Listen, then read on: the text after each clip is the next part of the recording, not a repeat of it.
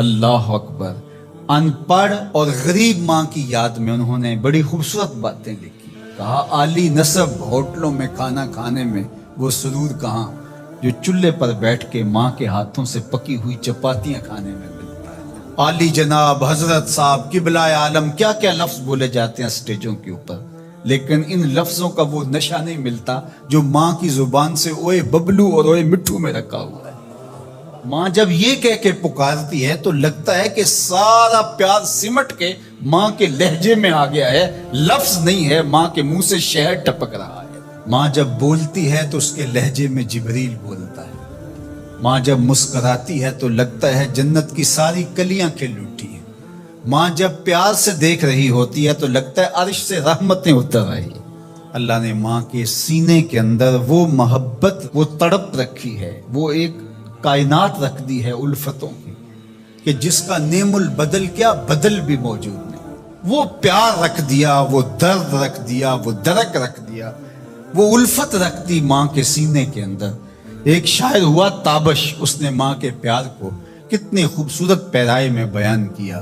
ایک مدت سے میری ماں نہیں سوئی تابش، میں نے ایک بار کہا تھا مجھے رات کو ڈر لگتا ہے۔ ایک دن بچپن میں میرے منہ سے نکلا تھا امی مجھے رات کو سوتے ہوئے ڈر لگتا ہے۔ میں بوڑھا بھی ہو گیا ہوں، میری ماں اب بھی میرے بستر پہ پھونکے مار کہ میرے بیٹے کو رات کو ڈر نہ لگا۔ یہ ماں کے سینے کا پیار ہے، ماں کی الفت ہے، یہ ماں کی تڑپتی ہوئی ممتا ہے۔ اولاد کے لیے وہ دکھ بھی جھیلتی ہے، تکلیفیں بھی سہتی ہے۔ غریب مائیں لوگوں کے گھروں کے برتن بھی مانجنے پڑے تو اس سے بھی گریز نہیں کرتی۔ شہر میں آ کر پڑھنے والوں بھول گئے ہو کس کی ماں نے کتنا زیور بیچا ہے۔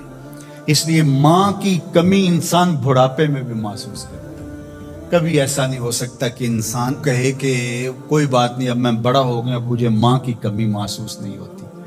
بوڑھا بھی ہو جائے انسان جو ہے وہ سب سے اونچے منصب پر بھی بیٹھ جائے، میں اور آپ کیا، میری اور آپ کی حیثیت اور اوقات ہی کیا۔ امام الانبیاء حضور ختم المرتبہ صلی اللہ علیہ وآلہ وسلم حجرہ نبوت سے نکلے اور جو ہی حضور نبی رحمت صلی اللہ علیہ وآلہ وسلم مصلی پر تشریف فرما ہوئے تو حضور کو دیکھ کر کے تمام صحابہ ادب سے کھڑے ہو گئے۔ جو ہی یہ امٹتا ہوا پیار دیکھا تو حضور کی نظر پلٹ کے کئی سال پیچھے چلی گئی اور ابوا کی وادی میں اپنی ماں کی قبر پہ کھڑا ہوا اپنے آپ کو پاتے ہیں حضور۔ اور پھر ایک جملہ کہا، الحاوی للفتاوی کے اندر امام سیوطی نے اس کو بڑی تفصیل سے لکھا ہے کہ چشمان رحمت سے آنسو ٹپکنے لگے اور حضور مصلی پہ کھڑے ہو گئے اور فرمایا لو ادرکت والدی او احدہما، کاش آج میرے ماں باپ زندہ ہوتے یا کم از کم میری ماں ہی زندہ ہوتی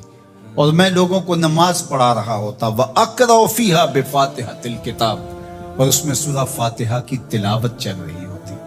پھر میری ماں کو میرے ساتھ اچانک کوئی کام یاد آ جاتا، وہ دروازے پر آتی اور چلمن سرکاتی اور مجھے بیٹا کہہ کے آواز دیتی۔ فرمایا لوگوں نماز چھوڑ کے پہلے ماں کی بات سن لیتا۔ تو ماں کی کمی تو انسان زندگی کے آخری حصے میں بھی محسوس کرتا ہے۔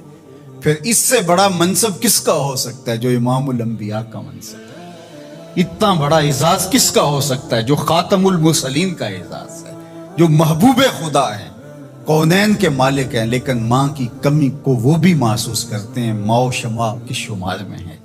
تو ماں باپ کا وجود اللہ کی رحمت ہے۔ جب یہ سایہ سر سے اٹھ جاتا ہے تو پھر پتہ چلتا ہے کہ بندہ کھڑا کہاں ہے۔ جب گھنے درخت کے سائے میں بیٹھا ہو اور وہ درخت ساری دھوپ اپنے پتوں میں جذب کر رہا ہوتا ہے اور نیچے بیٹھنے والے کو چھاؤں فراہم کر رہا ہوتا ہے، اور اس سے نہیں پتا ہوتا کہ جو مجھے چھاؤں دے رہا ہے وہ خود کتنا جلس رہا، لیکن اچانک جب سایہ ہٹ جائے اور بندہ کڑی دھوپ میں آ جائے پھر اسے احساس ہوتا ہے کہ وہ سایہ کتنا غنیمت تھا۔ جن کے ماں باپ موجود ہیں وہ ان کی خدمت کر کے دنیا اور آخرت کی سرخرویاں حاصل کریں۔ اللہ کی رضا بھی اس میں ہے، رسول اللہ کی رضا بھی اس میں ہے، اور دنیا اور آخرت کی بہتریاں اسی کے اندر پنہاں ہیں کہ ماں باپ کی تکریم بجا لائی جائے۔